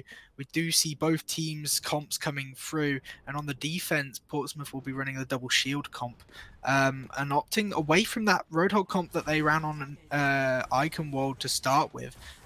Could see them maybe switching to it if they lose a fight or two, but yeah, I think it's a solid defense strategy on this map. It gives long sight because of the long sight lines and the pokey comp. Orisa and Sigma both enjoying those kind of long sight lines, enjoying to stay as far away from the enemy as possible, and still being able to do as much damage as possible. By the looks of it, oh, hello, Rosden's giving us a little... He's doing it. He's heard me talk about his ballerina dancing, and well, he started to do it, and Meta One's going to be heading back onto the main comp, and it looks like a pretty default comp coming out from them, but no Widowmaker for the side of the Paladin, so it is going to be I Adore You on the Widow versus Nightmare on the Hanzo, as well as Lukey Boy probably going to put a lot of pressure on to I Adore You when he can. But Rosden on the flank already. He has to find a pick early on. If he finds a hook onto anyone here, that's going to help them out. He doesn't find anyone, he's going to get pulled, and there goes the pick on to Nightmare that I was talking about. Without the res online, there's going to be a 5v6 heading into the rest of this fight. TP coming online, trying to put pressure onto this Portsmouth side. Lukey Boy trying to find a pick onto someone. He is going to find I Adore You, though, in the process. He's incredibly low. 12 HP for him. Someone just needs to look at him. He's going to go down. There we go. 4 versus 6 in this team fight for the side of them. There's the TP into the back line. There's another pick onto Sheep and Rift from Meta One's TP, and that's going to be, well, Warwick winning this team fight and pretty much going to be taking first point of Junkertown here. Very clever use of the TPs in these fights. Meta 1 is placing the TP behind the team of Portsmouth, and sometimes taking it, sometimes not. Because, I mean, you keep yourself unpredictable that way. You do see the TP onto the high ground getting punished there as Nightmare finding 2 very nice headshots there on the Hanzo. One of them will be rezzed up from Cheese Lord. Yeah, as I Adore You comes back in on that Widow, and Pulse Bomb coming online for Lukey Boy could find a nice Pulse Bomb stick to get this fight going, get this first fight. Nice hook coming through from Rift. He did actually swap over to the Roadhog there. I think they kind of decided that the double shield isn't the way forward, and the pick that they needed came through, and they are putting a lot of pressure in. I think that's going to be the end of Heibai, and probably might be the end of Meta 1 down in Roadhog's little home, but they do get a res onto Heibai. He gets the immortality field, and while they're pushing this, and there goes Lukey Boy. He does give his life in the process. Both of them do as well. He lands the pulse onto I Adore You, and a nice Nightmare Dragon Strike. I was going to say a nice Dragon Strike from Nightmare, but it came out the other way around, so it doesn't matter. But that's going to be Portsmouth stabilizing here, and 4 minutes on the time bank for Warwick. Portsmouth definitely being more confident on this Roadhog comp. And I think they're looking better with the Baptiste in it as well. Running the Baptiste Zen rather than the Mercy Zen. They look a lot more solid as they've got that window online and quite a few other ults as well with the Whole Hog, the Transcendence coming up, and they're probably going to have Flux as well as that Nightmare window is does going to come go out. down in the process though. They tried to save his life using the immortality field, but it was just a second too late there, and Roslyn landing a hook, and there's going to be the trans forced out from Warwick. He does force out that Transcendence by using his Flux, and that's going to be another pick onto Rift. Heibai looking so strong on this Sigma again. Roslyn is going to be kept alive, just about running headfirst into Lukey Boy, and he's going to give his life for the process. Nightmare coming back on the Hanzo, finding the pick. Lukey Boy incredibly low. I Adore You and Nightmare having a little do-si-do, little battle, and he's going to give his life. Nightmare, he's going to go down. And it's going to be Sheep trying to come back. He's going to get picked again. I Adore You looking so strong in this hit scan. And 4.5 minutes heading into point C, point 3 for the Warwick Angels. And it's just looking very, very difficult for the Paladins at the moment. Thanks. Put it on my tab. What a strong attack here, as such a high time bank coming in. I don't really think the cart stopped throughout that point.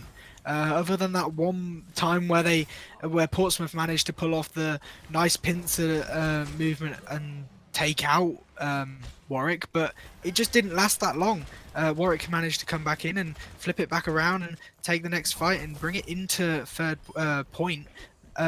And I mean, the TP rotations being there as well, you kind of get the perfect example there of how to rotate with a TP, and they just use the TP to get down onto the low ground safely without taking any damage at all. Plenty of ults online on the side of Warwick as well, and they're going to have that High Noon Flux probably coming out, the High Flux. The Flux Noon, sorry. Flux Noon is going to come through, and that's going to force out the Transcendence from Todos, but he isn't going to really be able to do much with it when the High Noon is combined with it. I Adore You does get res back up here, and he finds Todos straight away in the process. Lukey Boy, 1 HP, in fact. Rift going to go down as well, and that fight actually started with Roston going down, and now he's back on the Wrecking Ball. Going to put pressure on to Toxinate here. He's the one who's going to have to touch him. Well, it's actually now Lukey Boy who's having to touch, and it's going to be just under 3 minutes on the clock for Warwick. And on Junkertown, having just under 3 minutes is a very impressive time bank. Warwick are having none of it. They don't want to accept that. They don't want to accept that the last map was as close as it actually was. They're like, okay, they probably slacked for a little bit. They probably got a bit cocky and it got to their heads, and they're now coming into Junkertown like, we've actually got to try. And I think it's a nice thing to see Portsmouth running that mirror comp, but they're clearly getting outmatched on it, and they need to find that little niche thing that makes it theirs, and make this comp adapt it to their kind of play style and their kind of best abilities. Otherwise, Warwick are going to be able to hold on to this a lot more effectively. On the defense, Warwick opting to run that Roadhog Sigma comp that they've been so famous for in the past 3 maps, and yeah, it's worked so well for them. Meta wanna as well want to signify how much work he's putting on the Symmetra, using TPs, get into the back line to rotate his team, and to realistically to play with a Symmetra, you have to be smart. Like, to play as Symmetra, you have to be smart, but also to play with a Symmetra, you have to be smart. And it show the intelligence of these players when they're able to play as this effectively with And well, Symmetra. a slightly different look for the backline of Warwick. In fact, they are going to run Mercy Brigitte with Memory heading over to the Brig. And I think this just shows how versatile that Memory's actually been. We've pretty much seen them on nearly every hero. We've definitely seen them on the Ana, now on the Brig. They definitely played Baptiste, and I think they played Zen as well. So other than Lucio Mercy, which Cheeslaw will probably be the one to play, they have played near enough every hero in the game. And well, a nice pull trying to get a pick onto Memory, and well, Rosson landing a hook onto Riff once again. He gets stunned up, and Memory on the Brigade might have just been the play that they needed, in fact, because that gets the pick onto Riff coming through. That leaves Sheep in this very small rune, very, very much in danger. Nightmare does get a pick onto I Adore You, though. He chose to go over to the Widowmaker, and this was the combo I was expecting from Portsmouth from the start. This double sniper with the double shield. This is what I was expecting. Probably not with Sheep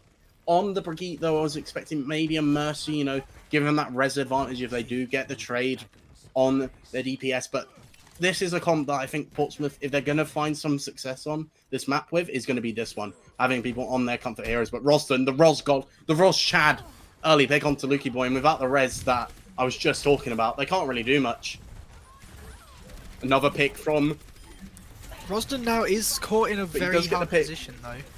And he is going to get taken out because of it. Onto Sheep in the process, though, and that's all that matters, because if you find 2 and you die, that's fine. You technically win the team fight no matter what, because you have so much pressure from Heybai with the Flux. That now forces out Rift's Flux. Rift getting incredibly low, but he's not going to find anyone. Heybai finds 2. I Adore You finds 2. I Adore You on this flank high ground. That's going to be everyone killed. There's the first team kill I think we've seen all day, and well, Warwick looking so strong, and 2 minutes left for Portsmouth to try and bring this map back.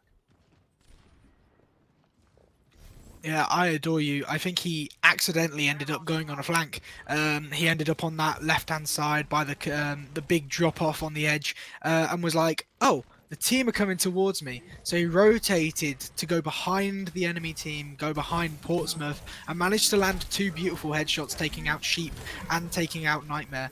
And yeah, it's...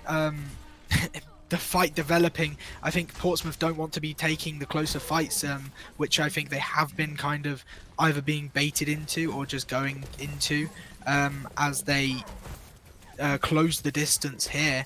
But they've got the double sniper, so they kind of. I think they also want to be playing the longer team fight. With Mercy Brigitte, it doesn't allow Warwick to really play for a long team fight. And well, speaking of a long team fight, that team fight was quite long, but in fact they find the picks quick and early, and as soon as the 6 return, and well, that's going to put them for success. They find 2 picks, they get Metal 1 res up, and they're up for success. Topsonet is now in a bit of a stick where he can't really do much. Nice pull onto them, and that might find success using Todos and his amplification matrix to find the picks. And there's the 3 picks onto this flanking 3 that we had. Ralston is going to find Nightmare. Sheep rallying on the point, and it's going to be Cheeselord the one to touch. He's going to go down. Ralston does find a pick. He's not going to be able to touch, and there's first point captured for Portsmouth, and their dream of bringing this back and completing the reverse sweep is still alive for now. 3 minutes heading in to point B. Yeah, I mean, good time bank going into point B, good strong time bank going in, and like you said before, they needed to play the longer team fight, and what did they just do there where they won the team fight? They played the longer team fight.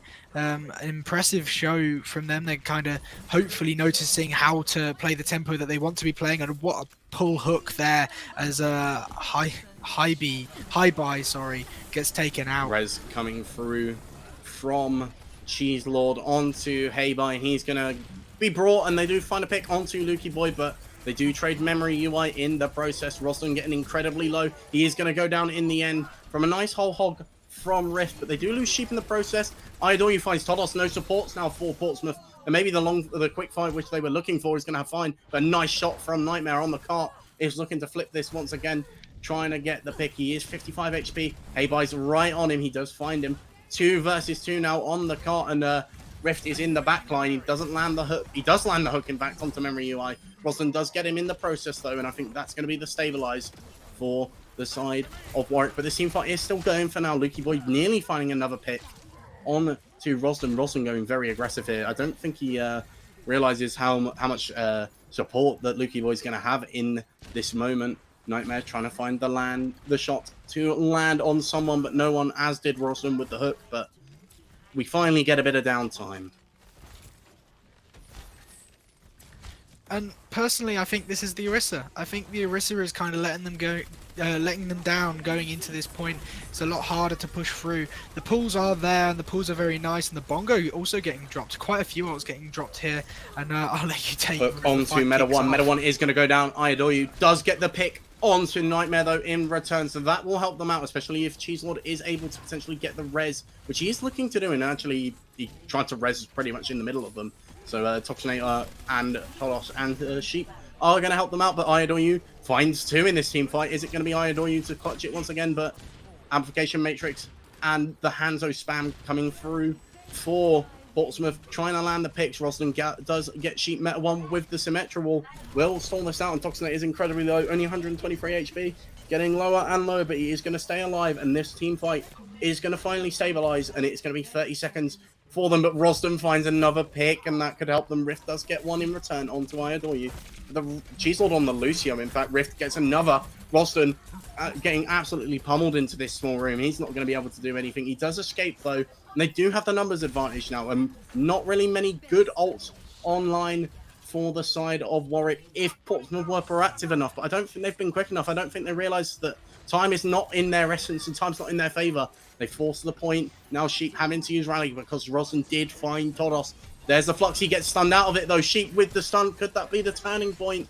Need to find picks here. Roslin with the whole hog. Lukey Boy does get Meta One in the process, though. Rift getting incredibly low. He's going to go down. Toxinator trying to find picks. I Adore You does get Nightmare in the process, but Lukey Boy gets the trade in return. Dragon onto the point.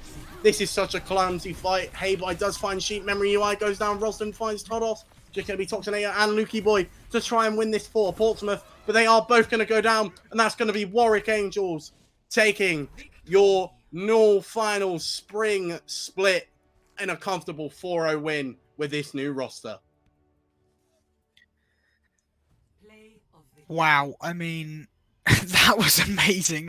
They've just rolled. They've taken it 4-0. Look, uncomfortable on Iconwold when met with a mirror match, but yeah, I think it was the Orisa. Personally, I think it was that Orisa on Junkertown that kind of made it a lot harder for them, for Portsmouth to push it forward, and yeah.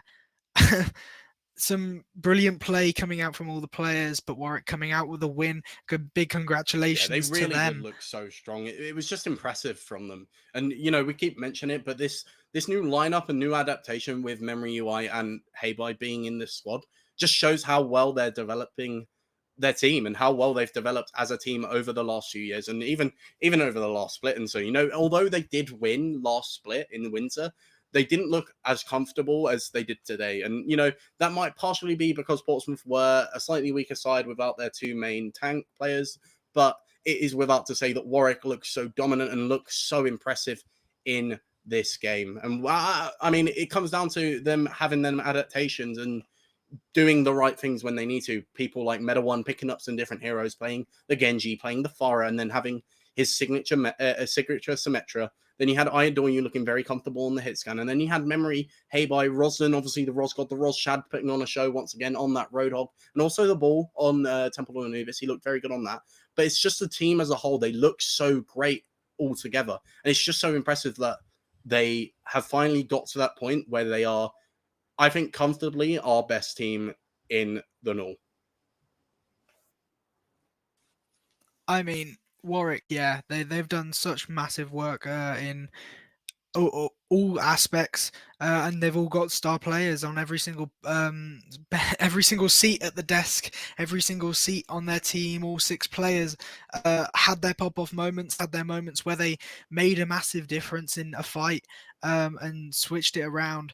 Um, Unfortunate for Portsmouth. I mean, they didn't really look like they were getting into this match until after the second map. Like if they took maybe a map less to get into it, then that map could have gone a whole lot differently. So yeah, unfortunate for Portsmouth, but yeah, Warwick so dominant throughout. I mean, running this comp, that the Roadhog Sigma comp that they're so confident clearly on, and they're very well Yeah, indeed. practiced on. We are luckily going to have a very nice interview with the winners captain. I believe it is going to be Cheese Lord once again. He's the main man for this Warwick side, but we are looking forward to that. But before he comes on and before he joins us, Latark, who is your MVP for today?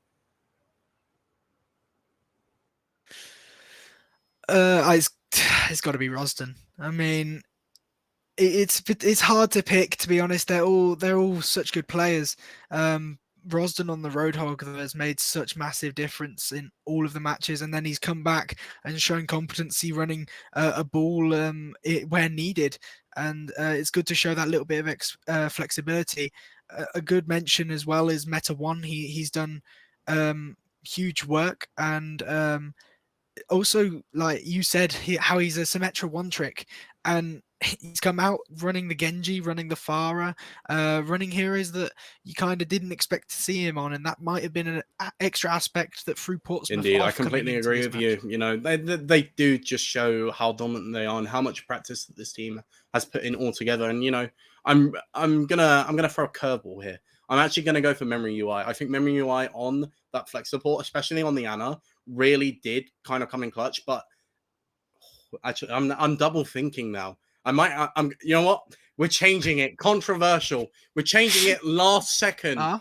It's gonna be Hey-Bye. Hey-Bye. He clutched up for them so many times to actually win them team fights. It's crazy. And although that was set up kind of by Memory UI, nano boosting him a few times, I'm confident in saying that I believe them two as new additions, which they are to this roster, are the definitive factors, along with, you know, the team as a whole being a lot more well-rounded, having people able to play a lot more different heroes.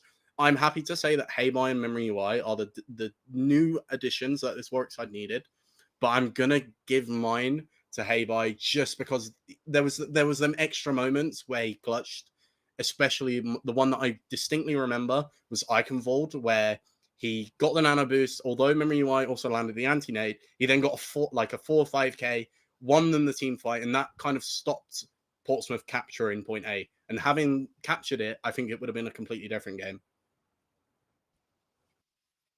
Yeah, I mean, like I said, every player played their part. Every player did such massive work. It's really, really difficult to choose one definitive MVP, one definitive player that shone out between them all. Because how do you pick a star out of a sky full of stars?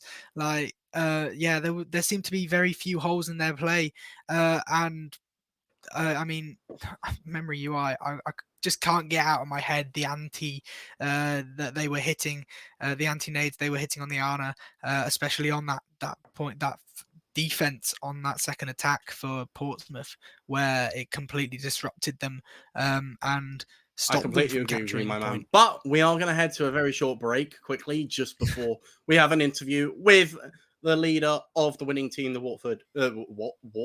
That's a different word. The Warwick Angels. We are going to have Cheese Lord joining us for an interview in just a moment. So be sure to catch us for that.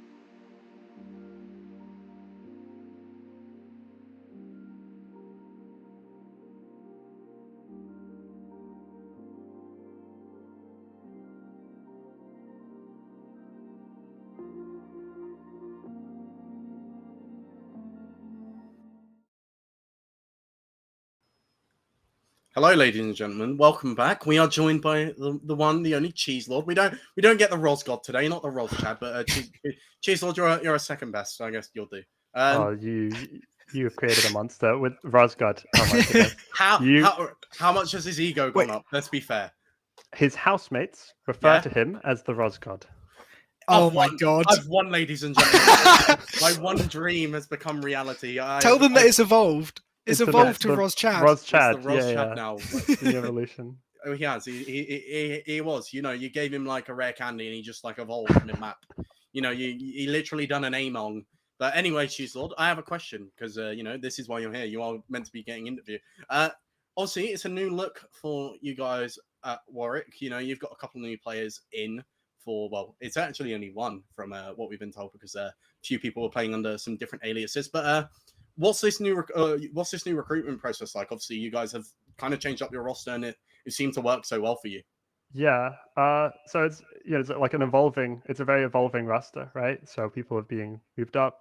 New player, Asphyxia, who's also a brig player like me. So sort of trying to integrate that two main supports. We made it work. But they're actually a promotion from the second team. They joined our second team just at the end of last year. And our second team, by the way, shout out to them. They came 7th or 8th in the Newell this time. So I'm like, clearly we're doing something right when it Yeah, comes to recruitment. Yeah, I was going to say getting the right people in at the right time, Mister. Yeah, is that what we're trying to say? We're not going to mention the Twitter beef we've had over the last week about recruitment, but we won't mention it. It's okay. But yeah, obviously having this fixture coming in, you know, that's sorted your backline out, and then obviously having the talent that you have on the other 4 people, and I guess you aren't really talented, but we'll let you off with it. You know, you're part of a talented team. It counts.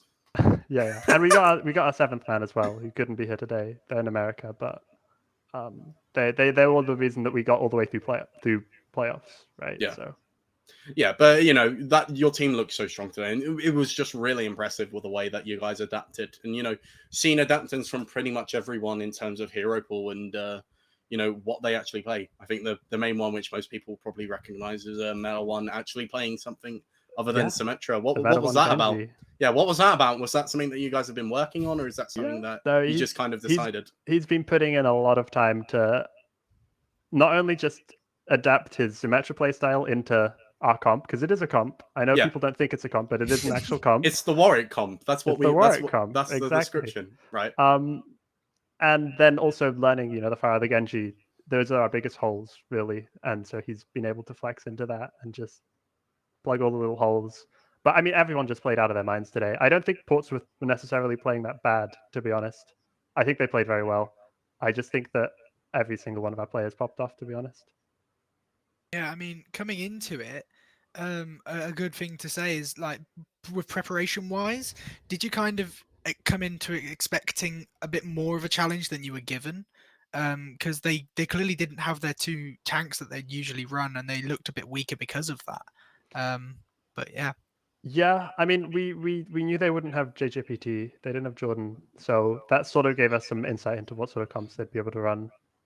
So it is unfortunate that they weren't able to be here. It would have been interesting to see the match had they be there. But you know, it didn't really change the way we scouted, which was going on JJPT's streams and watching their scrims. Yeah, that kind of helps, doesn't it? When you know, that's the way that Portsmouth do things, though. They're very open about how they play the game. They've been such a good target for us to reach towards over the last year, and they've made us improve our own gameplay so much.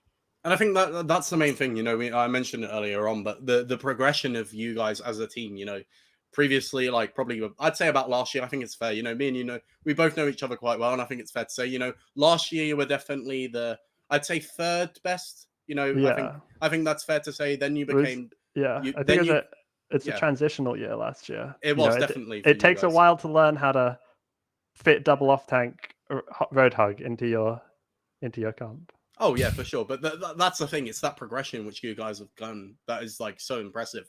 The fact that you've gone from, you know, not being in the finals very often. Did you make finals last year? This last is just year, no. Year before, yeah. But yeah. So last year, obviously, you didn't make finals. Now this year, you've made finals twice and you've won both. It's like that progression is just so impressive, and it just proves how well your recruitment has actually been. I think the main question is, you know, just how good is Warwick, and do you actually fear any other team other than Portsmouth? And even a better question is, do you actually fear Portsmouth with a full roster and on both of your days? 100% we fear them and respect them, right? They're this term they were the only team that would give us trouble, but that just meant that we had to take them seriously, right? And I mean, we didn't win every match against them throughout playoffs, right? They took maps off us, and I think that the scoreline definitely doesn't reflect how good a team they are. And there is one other team that used to give us trouble, but they're no longer around. I don't know what happened to them. Yeah, no, I don't think anyone does. We won't talk about those. They're irrelevant. Mm-hmm. Yeah. I feel like there's something here that I'm quite not getting. Some little bit of history that I don't know that clearly links to you two. Do not. Do you hear something right now, Chisel? I hear nothing. There's just a rat noise over there that's making some noise. I simply do not know what you're speaking of. Okay. Oh, we'll move on from it then, I guess. Yeah. I mean, very well played. One question I do want to ask though is, so you run this Warwick comp, the Roadhog Sigma. What kind of established that comp? When like this is going back quite a bit probably, but like why is this a comp that you try and kind of use as your staple, choose as your staple? So I think the earliest back we can track this comp is when Rusden joined us in term 2 of last year, right? Again, every term, just one more player. Yeah, I know. And we managed, and he's Roadhog one trick, right? And we're like, how do we integrate this? What are we doing? And the first time we managed to get it to work was on Volskaya Industries, Point A, and we had that on lock. We didn't let a single tick of progress capture on Point A for that entire season. Even against when we weren't the best team, we came third, right? But even against Portsmouth, against Waddlers as well, never managed to cap that Point A. And so it was like a Roadhog, Zarya, Ana, and it's just all about this sort of rotation of death ball. Flashbacks. He's giving me flashbacks, people. He's giving me flashbacks. Please don't remind me. I know exactly what he's talking about. And I think that was the key start, because when we played you, we had no idea. We just saw Rostin and we were like, oh, who's this? And then we saw Hog OTP and we thought it's free farming time. And then we went to Volskaya and went, we're going to get rolled. It's not happening today, boys. It's not going to be the one. That is the, I think you're spot on with that. Yeah. I do have one quick question before we go. Obviously, Chiseled, I've seen on Twitter that is this going to be your last year? This is my last year. This is a few people's last years. This is Heybai's last year as well. I think. Yeah, I think this as a whole, obviously spring and winter, they're definitely the more competitive ones. So just a quick one before we end. Obviously, winning both of them, it's got to mean a lot to you lot over there, especially yourself and also Heybai. How do you feel about that? Obviously you're leaving the university scene. Is there any last words before you send off, I guess is the best way to put it? Be nice to each other. Don't blame each other. It's just university games. Don't take it too seriously. But also, if you want to take it seriously, you can go quite far. Unless you meet the Ros God, in which case it won't happen. No one beats the Ros Shad. We have learned that today, ladies and gentlemen. But very fun. That one English. Thank you very much, Cheeselord. Thank you for joining us today, and congratulations to you guys at Warwick, and commiserations to you guys at Portsmouth. And I hope to see you again soon, doing other things, hopefully involved in the scene. Yeah. Congratulations. Sure. Thank you very much, and thanks for casting as well. Thanks for all Never the production. Production was on point. Thank you very much, Cheeselord. Much a great one. We are gonna, we're gonna be leaving you soon. Any last words, Latark, before we head off? Well, an extra thank you goes to Intel 12 Gen processors and Twitch Student, who are our partners for this stream and make this all happen, make Newell a thing, and run as smoothly as it does. Yeah, I completely agree, and I think that's the best way to end it. We tell you about our sponsors, and we always remind you, whenever this happens, whenever Warwick win, that you'll never, ever beat the Roschad. We'll see you next time, ladies and gentlemen. Thank you.